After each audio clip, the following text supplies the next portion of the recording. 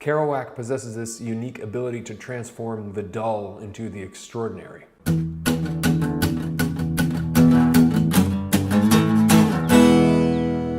than food, man.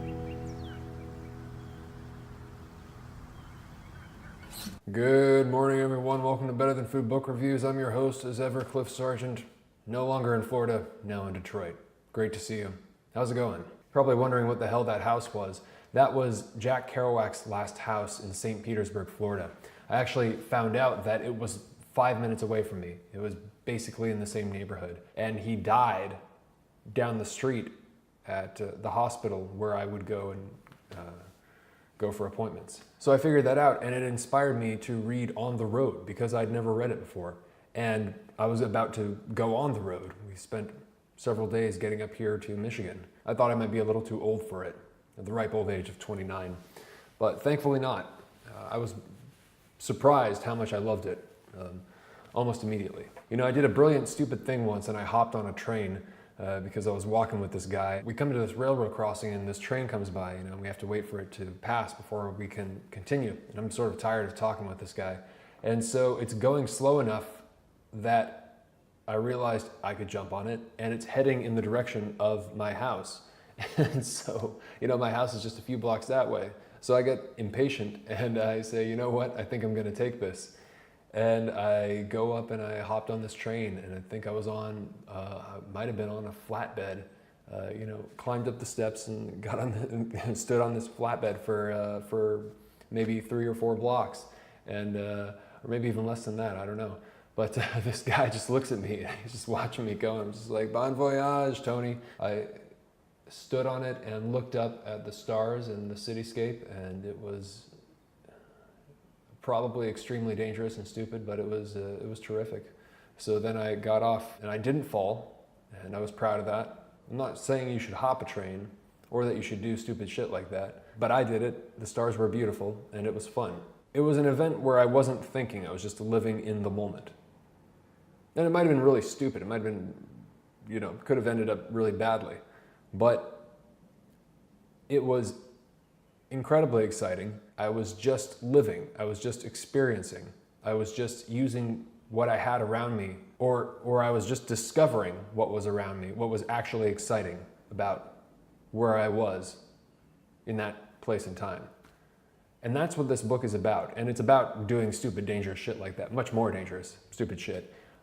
It's about getting as much as you can out of the present moment. And all of this happens for the narrator of the book, Sal Paradise, on the road, traveling across America, eventually to Mexico, but mostly America. So this is Jack Kerouac's second novel. He wrote it in the space of 3 weeks. It took 7 years or something like that to get published. Caused this huge sensation when it came out. It was a big, big deal. Everybody wanted to meet this guy. They wanted to know who he was. They wanted to be his friend. They wanted to sleep with him often. Because it's all about his real life and the people he actually knew. The personality of him and the book is magnetic. You want to spend time with this man. You want to spend time with this author. And I think Michel Houellebecq, the modern French author, he said something like that. And I probably said that before. I probably talked about this again, but I love that. I'm paraphrasing, but I love that idea so much. When you want to read an author, it means you want to spend time with them. Or it means you love spending time with them or something like that. And it's really true. Kerouac possesses this unique ability to transform the dull into the extraordinary. I was surprised at how much I enjoyed it. I expected, my defenses were up, oh, the beats, all these drugs and Bukowskian type Americana shit, it's like I've read it, I've done it, I'm good, I got it, I was there, I was excited about it, I was into it, and now I'm done, Because I reread Henry Miller not too long ago, reread Tropic of Cancer, or tried to, and it just completely fell flat on its face. I'll try reading it again, maybe I'll review it one day, but it really it irked the fuck out of me, to be honest. It was just boring. But this was completely different. Kerouac is a great writer. And I knew a guy like Dean. I think most of us have. Dean Moriarty, who is the friend of Sal in this book, the younger, wilder, crazy guy who's just constantly getting everybody and himself, especially himself, into trouble, whether it's with, drugs or women or the police. He steals cars all the time. He's like addicted to stealing cars. the guy is like this archetype of this guy who, you know, it's a horrible idea to hang out with him, but he's just so interesting and so much fun. The bad kid. I had a few of those growing up, and one of them's dead now. So the main character, Sal Paradise, relates their tales of travel in the late 40s across America and back, and then across and then back and forth to see each other and do all these things and go every which way you possibly can, every corner of America. Even Detroit at one point. New York to Los Angeles, Denver, San Francisco and back, Texas, New Orleans, and at the end of it, Mexico. The end is terrific. It's just all these, you know, constant descriptions of getting on the road, constant descriptions of all these diners and bars, roadhouses, and these characters who they meet. And, you know, he remembers this person lives in this city and this person lives in that town. They stop and they pick up hitchhikers and bums and so on. And there's girls and drugs and all, you know, it just doesn't stop. It's just an onslaught. They're broke and then they're not, and then something comes through and then they're down and out again, and then they get arrested and this happens, you know, it's like just constant. It's just a barrage. It's, it's great.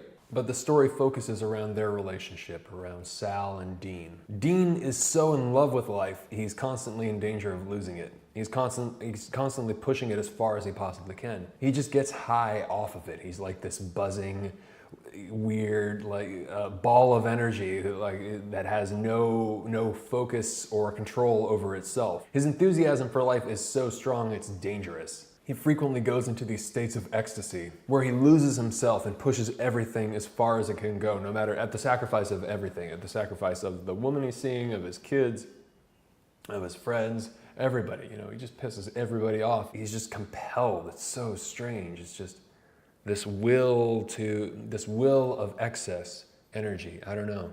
But we've all known somebody like that. It's all like, we've all known the person who just has to push as far as they possibly can, no matter what the repercussions, even if it means losing everything. Because they're searching for something, and they are searching for something, both of them. They don't know what, but they don't fit in with the American middle class.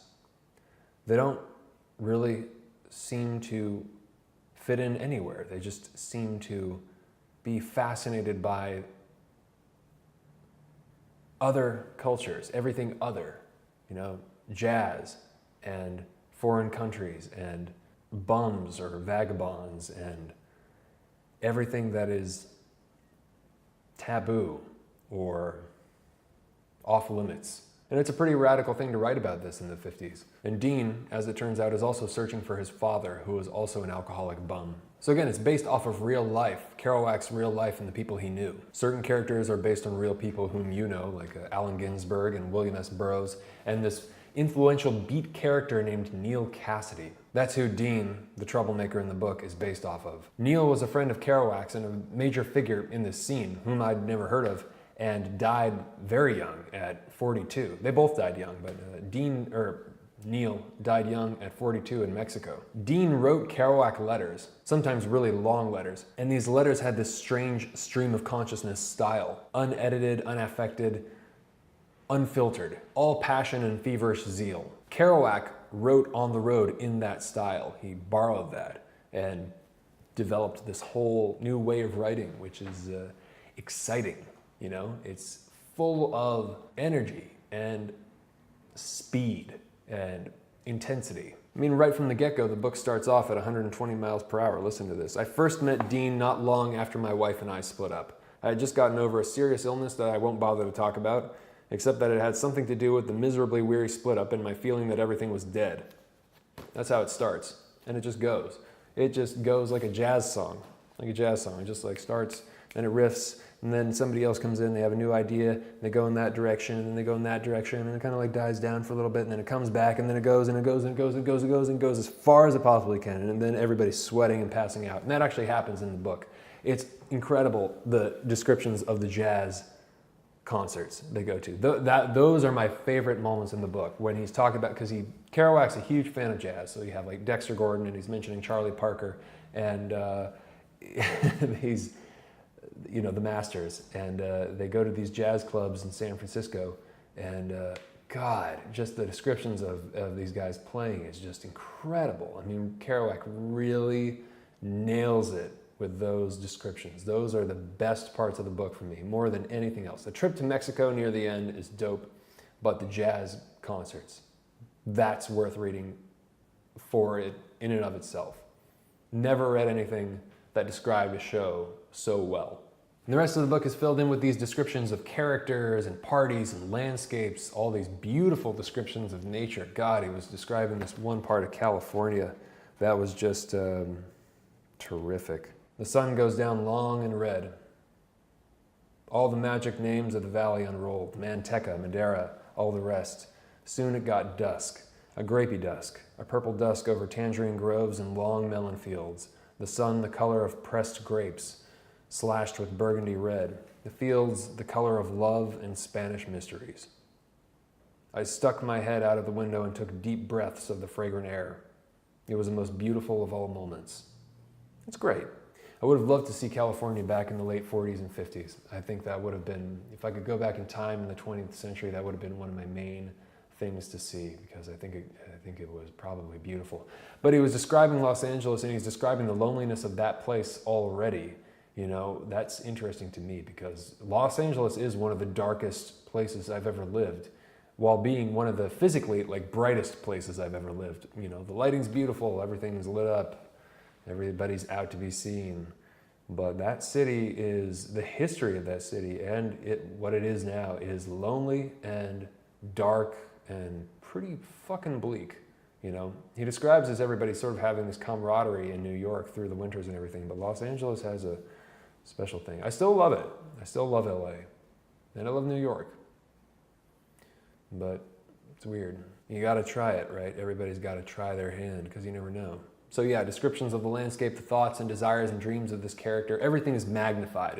It's always the best there ever was or the worst there ever was, right? It romanticizes the vagabond traveling life, having no money and not knowing where you'll eat or sleep. It's this frenetic love letter to America and its diverse geography. Various characters frequently enter this delirious realm of infatuation with everything. And when they're pulled out, when he's forced to work and mostly when he's forced to work to get jobs, you know, he's pulled back into the mundane reality of normal life, confronted with the burden of normality. But that's essentially what the book's about. All future sacrificed for the moment, living in the moment. Roadhouse bars, house parties, jazz clubs, a whorehouse in Mexico, all of these adventures, all of these places where, you know, you get drunk and you don't think about what's going to happen tomorrow. And you sort of listen to these characters talk, particularly Dean. You just listen to this guy talk, I mean, in your head, you read, and he just sounds, you know, he's full of shit. And to some degree, I think the book is full of shit, in the sense that if you thought this was actually the truth, that everything was this exciting, you know, no, I don't think that's actually the case. And I think it's dangerous to sort of hold this lifestyle up to that level, because it's just a myth, you know, and we can see that from how Kerouac and Neil ended their lives, you know. I mean, Kerouac had a hernia in Florida and his belly button was popping out and it was like a disgusting mess, and died there at 47. And Neil took drugs and died somewhere in Mexico at 42. So you can romanticize this lifestyle all you want, but I mean, we know where it ends up, right? I mean, we've seen the story of the 20th century successful alcoholic author. We've seen this thing played so much, it's such a cliche, you know. We know where that ends up. We know where that path leads. I mean, people still go on it and they still think it's like the greatest thing ever when they're young, but you know, they all find out. But there's a truth of the excitement, of the essence of life, of the thing that's worth chasing after in that myth, the thing that is worth living for. So the book is also true. It's both. It's bullshit and it's not. It's bullshit and it's the gospel, right? It does seem like one big drunken exaggeration or lie, but maybe that's the beautiful thing, because there's some sort of truth in the delirious excitement of that lie. It makes a big something out of nothing, but maybe that's why it's so special. Again, he has this real reverence for jazz music, which I definitely appreciate. I think he's a master at this. Okay. Dean and I went to see shearing at Birdland in the midst of the long, mad weekend. The place was deserted. We were the first customers, 10 o'clock. Shearing came out, blind, led by the hand to his keyboard. He was a distinguished-looking Englishman with a stiff white collar, slightly beefy blonde, with a delicate English summer's night air about him that came out in the first rippling, sweet number he played as the bass player leaned to him reverently and thrummed the beat. The drummer, Denzel Best, sat motionless except for his wrists snapping the brushes, and Shearing began to rock.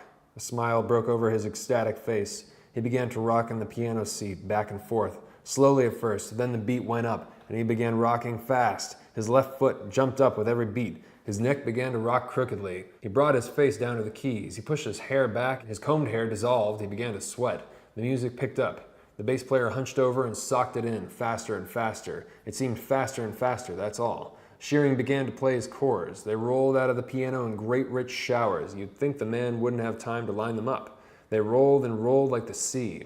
Folks yelled for him to go. Dean was sweating. The sweat poured down his collar. Dean's always sweating. There he is. That's him. Old God. Old God Shearing. Yes, yes, yes. And Shearing was conscious of the madmen behind him. He could hear every one of Dean's gasps and imprecations. He could sense it, though he couldn't see. That's right, Dean said. Yes. Shearing smiled. He rocked.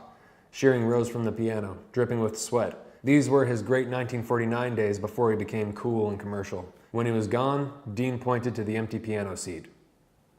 God's empty chair, he said. I thought that was great. It's fun. It's just fun, right? You know? It's about whatever that word means these days, you know? I don't know. It's about fun. Days before social media, when you had to go and make your own party. When you had to do dangerous shit that might kill you in order to have a life worth living. I don't know, man. Maybe it's a glass half empty thing, but after reading it, you're frequently convinced, for reasons maybe more emotional than rational, that the glass is not only half full, but that it's never going to run out. So yeah, Kerouac died in the hospital where I would go for my doctor's appointments, right down the street. And then he lived in a house about 5 minutes away from me. He had a football scholarship to Columbia College and met Ginsberg and Burroughs. And apparently he gave them the titles to their most famous books, Howl by Ginsberg and Naked Lunch by Burroughs. He created the idea of the Beat Generation. This was from an article in, I think it was the New York Times. The word beat, Mr. Kerouac once said, was first used by a friend to signify the feelings of despair and nearness to an apocalypse that impelled them to reach out for new experiences. The novelist later coined the phrase beat generation, sometimes explaining that he took beat to mean beatific. Later on, he kind of got burnt out on the whole beat generation thing. I mean, you create a monster, right? But yeah, this novel was kind of the impetus for the whole spirit of that generation. So who should read it? Anybody who hasn't read it because they thought it was too much of a cliche, especially if you like Bukowski or any of the stuff from that era, but you've never read On the Road. I think you ought to give this one a shot. It's worth your time. And anybody who wants to know about or kind of get a feeling for counterculture in the 50s. Also, anybody who loves jazz. If you love jazz, read this book, just automatically. Turns out me reading this at 29 was just right, because if I was maybe 19 or 20, maybe up till 25, I probably would have been more susceptible to trying some really, really dangerous shit, you know? Because it's exciting. It's a totally seductive book, you know? He really gets into the whole feeling of just saying fuck it. But, I don't know. I'm a little too old for that now. Regardless, it's better than food.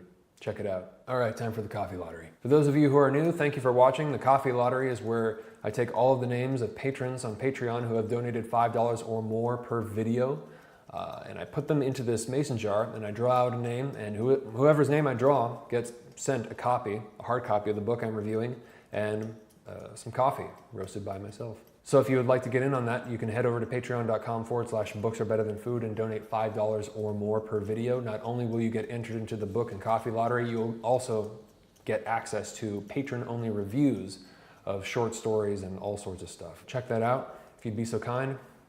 Really appreciate it. Okay, that's enough. Thanks to all the new patrons this month. Really appreciate all the help. Harith. On the Road is coming to you, Harith. Thank you so much for donating to the show. I really appreciate it. It makes this whole thing possible. And thanks to all the patrons. Thank you to all the patrons. I mean, no matter what you're donating, of course. You're making this all possible. This is my dream job. I don't say that lightly. You know, this is phenomenally inspiring. I think especially in the age of social media, it's important to have community, and this book really emphasizes that you need flesh and blood friends. And while this isn't quite, I'm just talking into a camera and we're doing this whole thing and all that jazz,